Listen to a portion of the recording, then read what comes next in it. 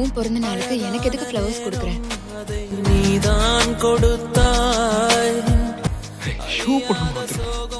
அதையும் நீதான் கொடுத்தாய். கண் தூங்கும் நேரம் என் மனசுல தெம்பில் என்னால முடியல.